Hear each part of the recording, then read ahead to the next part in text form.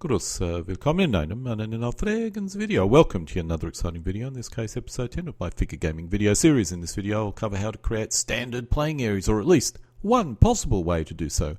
The main objective is to be able to create a reasonable playing area for an ad hoc game quickly, allowing players to start the game as quickly as possible. First, let's set some expectations. I originally thought I could create a system where there were 4 to 6 standard playing areas for players to select, either by die roll or by agreement. I've not succeeded in this objective and instead have provided 3 methods players can quickly create a playing area for an ad hoc game. With that warning out of the way, on with the video. When gamers want to have a game, they typically have one or two types of games, historical or ad hoc. Historical games have a fixed playing area and force mix, so a lot of work can be done before the game begins. Even if both players start from scratch, the players will have a detailed scenario sheet which will allow them to quickly start their game. I'll cover this in more detail in another video, so I'll only briefly cover it here. Ad hoc games, as the name implies, are ad hoc. The players have to use some form of system to create the playing area, and this system needs to represent minimal overhead. There are a number of systems which can be used to create ad hoc playing areas, using points, charts and die rolls to randomize terrain placement. This system works well if there's not much terrain, but can quickly become very complex if the terrain is more complex. Napoleonics, World War II or Cold War conflicts will almost always employ complex terrain, unless it's a skirmish or squad scale. As a result, this type of system is not suitable for that kind of gaming. The other system is to use a predefined playing area, perhaps a historical battlefield, or perhaps something that one player has pre-created. The advantage of the historical playing area is the terrain is realistic by definition, and there is no need to worry about a player setting up terrain in a manner which gives that player an advantage. A playing area created by one player could have terrain which gives that player an advantage. As a result, the opposing player should always choose the player edge. The only issue is some guidelines need to be provided to ensure that kind of terrain placement is actually at least vaguely realistic. Players could also use a hybrid system. They select a base playing area which has roads and rivers predefined, and both players can then deploy remaining terrain using some kind of simple system. The reason why I'm raising this is the type of playing areas I possess. I normally create a playing area which is covered with fine turf or use a game mat. The fine turf playing area allows felt-based terrain to firmly stick to the playing area, or if using a gaming mat, double-sided tape does the same. The only issue I normally have is water features and roads, which look a lot better if they're embedded in the playing area. Before I go into my latest quick setup playing area system, let's go through all the playing area systems I've previously attempted. The first was the felt sheet over table. I'll bypass this, as the other objective I'm trying to achieve is bling, or having a good looking playing area, and felt doesn't really achieve that. My first system, which is complete and is used successfully, was the cork tile system. In simple terms, I glue 2 30cm or 1 foot square cork tiles together, paint them and cover them with fine turf. This example is a 4 by 6 foot example. I have systems which go up to 8 by 6, which is about as large as you can get. The advantage is that it's really easy to store and transport. The disadvantage is the lines between the tiles look awful. My next attempt was to create a playing area of a single sheet of 3mm thick MDF, in this case 3 by 4 feet. The edges are reinforced, which means I cannot join these pieces together, but they give me a reasonable playing area. The advantage is that it looks good. The disadvantage is that it's hard to store, transport, and lacks flexibility. A variation on this theme was the use of insulation sheets, which did not require reinforcement at the edges. These are light, come in a variety of sizes, but the ones I use are 80cm by 120cm. I can use a single sheet, or I can join 2 together to give me a larger playing area. This looks good, but is hard to transport and store, but is more flexible. I have 2 sheets, double-sided, so I have 4 playing areas, or I can join 2 together into 4 different configurations. In this case, my playing area has hexes on it, which I normally don't like, but it worked here. After this video, I actually recovered this and removed all the hexes. My next system was in using 2 3 by 2 feet 3mm thick MDF sheets to give me a 3 by 4 foot playing area. This playing area is a copy of the SPI Würzburg board game map. This shows the same playing area with terrain placed on it, as well as some elements. This shows my Leipzig battlefield using the same system, 2 sheets of 2 by 3 feet, 3mm thick MDF sheets. This shows you my Wagram playing area, same system. This shows my Wagram playing area with terrain and pieces on it, or elements on it, in trays. This shows my Waterloo playing area, once again, same system, 2 sheets of MDF 3mm thick. This shows the Waterloo playing area with terrain on it. In this case, I'm actually playing a World War II game on this playing area. Using historical playing areas has been very helpful in many cases, as they are historical playing areas, they are reasonable and can be set up quickly. The issue is few players will wish to create half a dozen historical playing areas, and while these sheets are double-sided, I realised that this kind of system was not sustainable. You could probably create a couple, maybe 2, and that's about it before your storage issue becomes too large. One alternative solution is to create a blank playing area with all the terrain being modular. While hills, woods, swamps and built-up areas are best as modular terrain, water features and roads don't look as good as embedded roads, water features and roads. If players wish to employ embedded terrain, water features, roads, which means terrain is fixed to the playing area, how can they accommodate ad hoc games? One solution is to create a ubiquitous road and water feature system. I've developed a road system which seems to work well on my 80cm by 120cm insulation sheets. As this is an unusual size, let's assume this is a 4 by 6 foot playing area instead. First, we identify the centre of the playing area. Then we place a realistic road running up the centre. Now we identify the quarter lines and mark out a spot 1/3 from the centre line, one each side towards a different edge.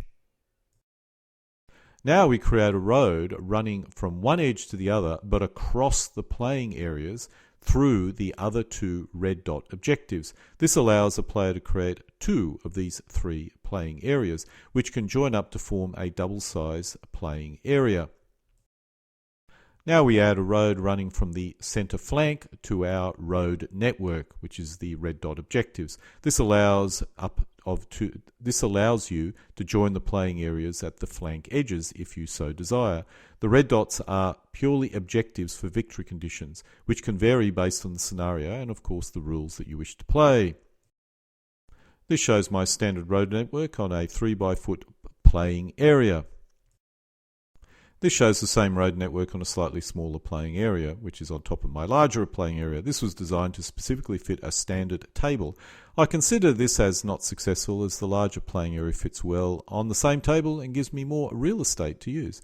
At the time I was worried about someone leaning on the playing area and causing it to flip off the table, which doesn't really occur. Finally, a smaller playing area. This is a playing area I created for DBN. I also consider this less than successful as I tend to use the larger playing areas more. However, it's slightly easier to transport, but my 3 by 4 foot playing area also fits in the boot of my car, so the benefit is marginal. Finally, my 2 by 2 foot playing area, once again designed for DBN and DBA, and in which this case is made up of cork tiles and has been a real failure as far as I'm concerned. It's heavy and it's not that useful for me, and I tend to almost never use it. Finally, this is a 80 by 120 centimeter sheet of insulation, of which 2 are placed together to create a single playing area, which is 160 centimeters by 120 centimeters, which in my case I find ideal for ancients, 15mm. This shows the second insulation sheet. Unfortunately, I went with straight linear roads instead of curved one, something I will never do again. I actually redid this to make it look a lot better than what you see here. We're swinging back to our 3 by 4 foot sheets. These can be fitted together, as you can see here. This shows 2 playing areas joined together. One needs to be a mirror image of the other, which is annoying if you forget to make it so. This type of playing area would not be as common as it's 8 by 6 feet in size, which tends to be a bit large, but nonetheless is viable and can be transported moderately easily in the boot of a car. However, the issue with a 3x4 playing area is it is hard to store and transport. I possess 3 of these sheets, and that is all I can really store. The playing area sheets need to be smaller, but not so small that you end up with lots of lines in your playing area. A 2x2 foot sheet is one option, but I found the 2x3 feet option a better option, as you can purchase this size from a hardware shop if you're using 3mm thick MDF. 3mm MDF sheets are also easier to store, as 6 have a thickness of only 18mm, and they can be stored under a table or on its side. If we use 2x3 foot sheets, that's MDF sheets, we could divide up my earlier 3x4 foot sheets, and in theory this allows you to join them together. The playing area is made up of 2x3 foot 3mm thick MDF boards. This shows the boards separated and with a third board included to show you how you could create a 9x4 foot playing area. You can see that you can also see that just using a single board is also possible at 2x3 foot game, or for a 2x3 foot game. If you want an even larger playing area, 4 pieces can be joined together in this manner, giving you a 6x8 foot playing area. However, I doubt this would be a common option or a popular size. There are other combinations which are also possible. However, there are issues with this system, specifically when a road exit where 2 sheets are placed together. We'll investigate how to resolve this later.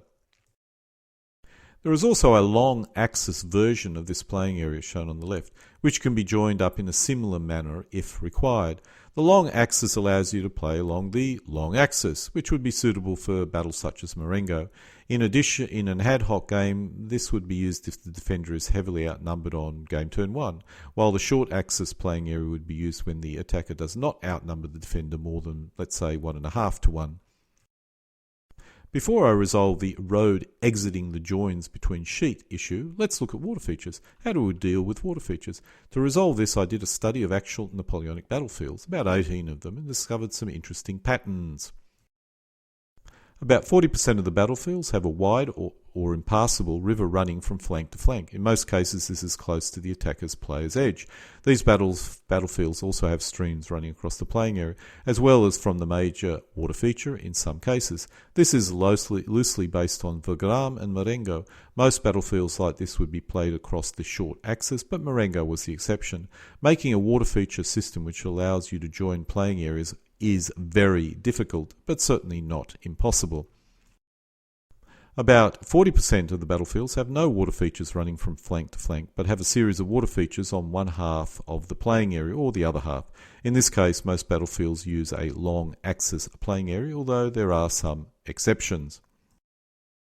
Finally, about 20% of the playing areas have a stream running from flank to flank. This was evenly divided by long and short axis playing areas or historical battlefields.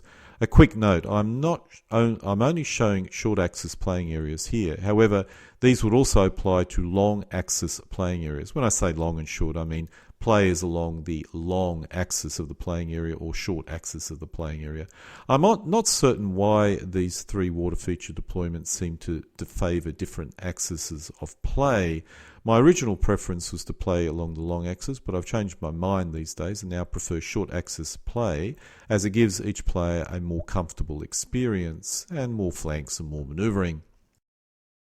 Now we come to the construction of our playing area. This assumes you are using 2x3 foot 3mm thick MDF boards, but would apply to other sizes or unique sizes as well. It would also apply to a playing mat. The first principle is roads and water features need to enter or exit each sheet in the same location. This allows you to join the sheets together and create a larger playing area if you so desire. The roads, which would be 1.5 centimetres to 2 centimetres wide, are placed at the centre point along the long axis and at each end along the short axis. You'll notice the short axis road spots are at opposite ends. This is to allow the sheets to join. For the road width, it's based on the base widths that you're using, with a road typically being about half the width of a typical base width. If you wish different road types, an autobahn would be a base width and a trail about 1/4 of a base width, with a minimum of 1 centimetres. I normally only use 1 width in most of my playing areas, however. These are 2 identical sheets joined together. Now let's create our road network. In this case, I want to mark my 3 objectives along the spots the roads are supposed to join. I will normally place a built-up area on these spots and use them as objectives for victory purposes, but once on the playing area, the roads can go anywhere a player wishes. Let's now place a third identical playing area down. As you can see, it joins perfectly. A fourth piece would also work, although the playing area may be getting a bit unusual if this is done. It would suit team games. If we try and create a larger playing area at both depth and width, we do have issues if all the playing areas are identical. However, if the 2 sheets on the right are a mirror image of those on the left, we are okay. These mirror image sheets could still join together to form our 3-sheet playing area if you so desire. Our 3mm thick MDF sheets can also be used on the reverse to form a long axis playing area if you wish. Let's now look at water features. The water features also have to exit and enter the game on the same spot on your playing area. I'm uncertain what the best distance should be, but I'm working on the 15 centimeters from the sheet edge principle and using 15 centimeter increments. As with the roads on the spots, or not all of these spots have a water feature entering and exiting. They represent the spots they must enter or exit if you're going to do so. A water feature will probably be 3 centimeters to 4 centimeters wide for rivers and 1.5 to 2 centimeters for streams. The width does depend on the bases you are using. I use the principle that a river is as wide as a base and a stream as wide as half a base. If we're using a wide river feature, then this needs to be placed at one of the player's edges. Placing 1 stream per sheet would also be a good idea, as long as it does not exit the sheet. It can go anywhere. You'll notice the sheets are no longer identical. It's not required, and as a result this should not be an issue when we're talking about water features. However, there is an issue. We can no longer have our 3 sheets playing area. The answer here is to ensure our second mirror image sheet have a stream running from the spot the river exits. A river turning into a stream is reasonable. If it was not for so many battles which included rivers, I would not normally create a playing area like this. But if I create 4 playing areas, this is a reasonable strategy for 2 of the sheets. For the other 2 sheets, I would avoid using a river and just place streams on each flank. You'll notice you can play along the rather long axis if you so desire. If you feel all this measuring and matrixing is far too complex or does not give you what you need, then simply copying a historical battlefield may be the best option. This is a 3-sheet wide playing area covering Waterloo and Wavre, with Waterloo occurring on the far left. Another option is to use Jena Austerlitz, Jena to the right and Austerlitz to the left.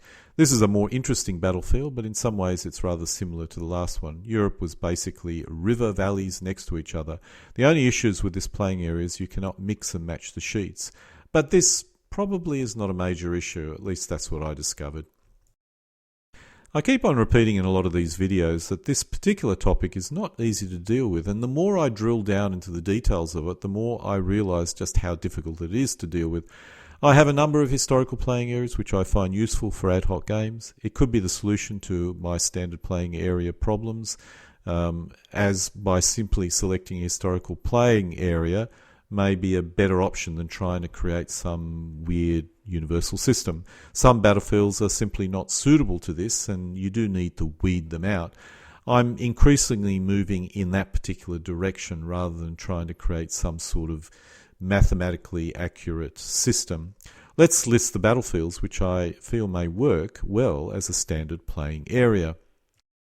Austerlitz is another good battlefield to copy. This uses a 1 in 16,000 scale map and needs a 3x4 foot playing area. Players would place the area terrain pieces on it using a simple system.